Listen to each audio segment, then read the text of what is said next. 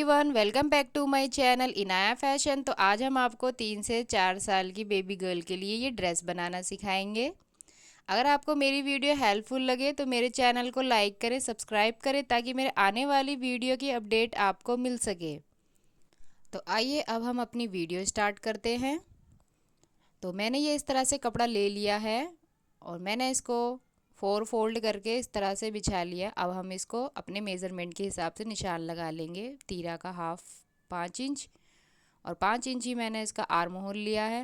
Chest इसकी 26 को 4 से भाग किया 6। लेंथ मैंने इसकी 9 इंच ली है।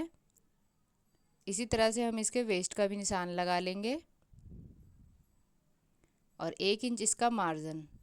और अब हम इसके जो भी हमने निशान लगाया है उसके अकॉर्डिंग इस तरह से लाइन खींच लेंगे हम और इसके आर्म होल की शेप देंगे।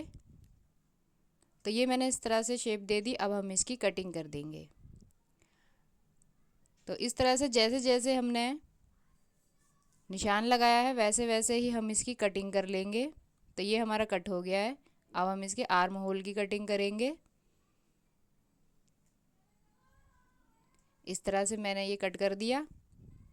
अब हम इसको इस तरह से इसके गले की भी कटिंग करेंगे। तो उसके लिए पहले हम इसके अंदर से इसका एक पार्ट निकाल लेते हैं। इसको अच्छे से बराबर करके यहाँ पे हम 2 इंच का निशान लगाएंगे। छोटे बच्चों का गला हमेशा 2 इंच पे बनाए। लेंथ मैंने 3 इंच ली है। इस तरह से 2 इंच का निशान बना के और हम इसकी लाइन खींच देंगे सीधी और इसकी अब शेप दे देंगे। शेप हम इसकी कुछ इस तरह से देंगे ताकि हम इसमें अंगरखा स्टाइल भी कुछ कर सकें। इस तरह से मैंने इसकी हल्की वी शेप दी है। अब हम इसके बैक पार्ट का गला काटेंगे। तो इसी तरह से 2 इंच का निशान लगा लिया। लेंथ मैंने इसकी 3 इंच ली है। 2 इंच निशान लगाएंगे और इसको इस तरह से लाइन खींच देंगे। लाइन खींच के अब हम इस पे गले की शेप देंगे गोल। इस तरह से आप हल्की शेप देके गोल गले की। अब हम इसकी कटिंग कर देंगे। तो इस तरह से मैंने कट कर दिया। अब ये नीचे मैं इसके फ्रिल के लिए इस तरह से मैंने डबल फोल्ड करके कपड़ा रख रखा है जिसकी विड्थ मैंने 20 इंच और लेंथ मैंने इसकी 8 इंच ली है। तो ये मैंने इस तरह से 4 फोल्ड बिछा लिया है इसके पजामे के लिए। तो इस तरह से ऊपर 2 इंच निशान लगाएंगे हम लास्टिक डालने के लिए। ये हो गया। अब यहाँ से हम इसकी लेंथ लेंगे। लेंथ मैंने इसकी 11 इंच ली है और 1 इंच मैंने इसका मार्जिन लिया है। अब इस निशान को हम इस तरह से पहले सीधी लाइन खींच लेंगे मार्जिन के साथ। इस तरह से मैंने कर लिया। अब हम इसके आसन के लिए भी निशान लगाएंगे। तो ये मैंने यहाँ पर 7 इंच का निशान लिया है और अब हम इसका आसन लगाएंगे। आसन मैंने इसका 6 इंच लिया है और अभी हम इसकी शेप दे देंगे। तो ये हो गई इसकी आसन की शेप। अब हम इसके बॉटम का निशान लगाएंगे।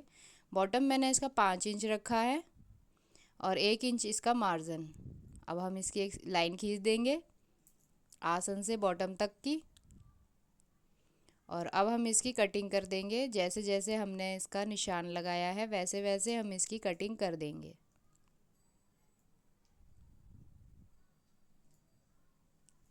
तो इस तरह से आप इसकी कटिंग कर दें। ये हमारी इसकी कटिंग हो गई है। तो अब हम पहले इसका गला बनाएंगे। तो गला बनाने के लिए मैंने ये उरेब पट्टी काटी है जिसे तिरछी पट्टी भी कहते हैं। इसको हम इस तरह से फोल्ड करके गले पे रख देंगे। पूरे गले पे इसी तरह से रखते हुए जाएंगे और सिलाई लगा देंगे। तो ये मैंने इस तरह से सिलाई लगा दी। अब हम इस पर छोटे छोटे कट लगाएंगे। तो इस तरह से हम इसमें कट लगा लेंगे। कट लगाने के बाद अब हम इसको अंदर की तरफ पलट लेंगे इस तरह से और पूरे में सिलाई लगा देंगे। तो ये मैंने इस तरह से इसमें सिलाई लगा ली है। अब मैंने ये कुछ इस तरह का लेस लिया है जो मैं इसके गले पे लगाऊंगी अंगरखा स्टाइल में। तो आप अंगरखा बिना कट किए भी बना सकते हैं। इस तरह से आप इस तरह से लेस रखें और इस पर सिलाई लगा दें। तो ये मैंने इस तरह से रख के इस पर सिलाई लगा दी है। अब हम इसका बैक पार्ट तैयार करेंगे। बैक पार्ट के लिए भी मैंने इसके गले के लिए ये उरेब पट्टी काटी हुई है तो इसको हम इस तरह से रखते हुए जाएंगे और पूरे में सिलाई लगा देंगे। तो ये मैंने इस तरह सिलाई लगा दी। अब इस पर भी हम कट लगाएंगे। इस तरह से छोटे छोटे कट लगाएं और इसको अंदर की तरफ पलट दें। इसी तरह से पूरे में पलट देंगे और सिलाई लगा देंगे। तो ये मैंने इस तरह से पलट के सिलाई लगा दी है। अब हम इसके दोनों पार्ट को रख के इसके मुड्ढे जोड़ लेंगे। तो ये मैंने इस तरह से जोड़ लिया है। ये हमारा जुड़ गया। अब आर्म होल की शेप के लिए मैंने ये उरेप पट्टी काटी हुई है, जिसको हम अब इसके ऊपर रख देंगे।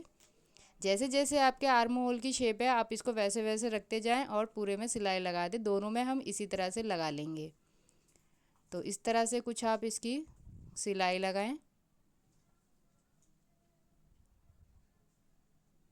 तो इस तरह से मोड़ते हुए जाएं आप इसको। ये अब हम इस तरह से कट, ये मैंने कर लिया। अब हम इस पे छोटे छोटे कट लगाएंगे और इसको अंदर की तरफ पलट लेंगे।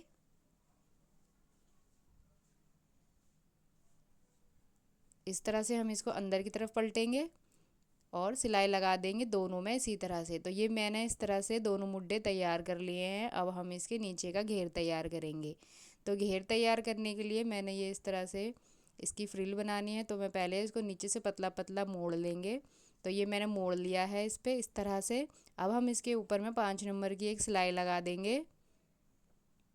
तो सिलाई आप कुछ इस तरह से लगा लें। तो ये मैंने सिलाई लगा दी। अब हम इसका एक धागा खींचते हुए जाएंगे और इसमें फ्रिल डालेंगे।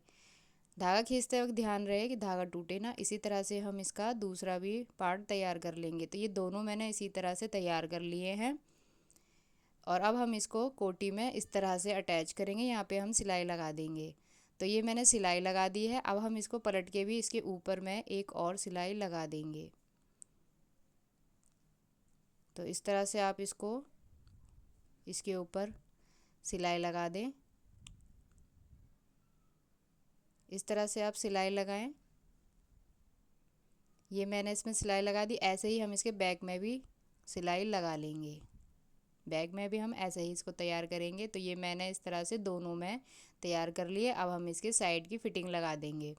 तो ये मैंने इसके साइड में भी फिटिंग लगा ली है। ये हमारा तैयार हो गया। अब हम इसका पजामा तैयार करेंगे। तो उसके लिए मैंने पहले हम इसको इस तरह से इसके दोनों आसन सिल देंगे। तो ये मैंने दोनों आसन सिल दिए। अब हम इसके नीचे की किनारी मोड़ लेंगे। इस तरह से आप दोनों को इसी तरह से मोड़ के सिलाई लगा लें। तो ये मैंने इस तरह से दोनों में सिलाई लगा ली है। अब हम इसके इस तरह से खोल लेंगे इसे और इसके बीच में हम इस तरह से सिलाई लगा लेंगे। तो ये मैंने इसके बीच में भी सिलाई लगा ली है। अब हम इसके ऊपर नेफा के लिए इस तरह से मोड़ेंगे और पूरे में इसी तरह से पूरे गोलाई में हम इसकी सिलाई लगा देंगे। तो इसके बाद हम आपको इसका फ़ाइनल लुक दिखाएंगे। तो ये इसका फ़ाइनल लुक है। इसका लुक कुछ इस तरह का आएगा। तो अगर आपको मेरी वीडियो हेल्पफुल लगी है तो मेरे चैनल को लाइक करें। Thank you for watching.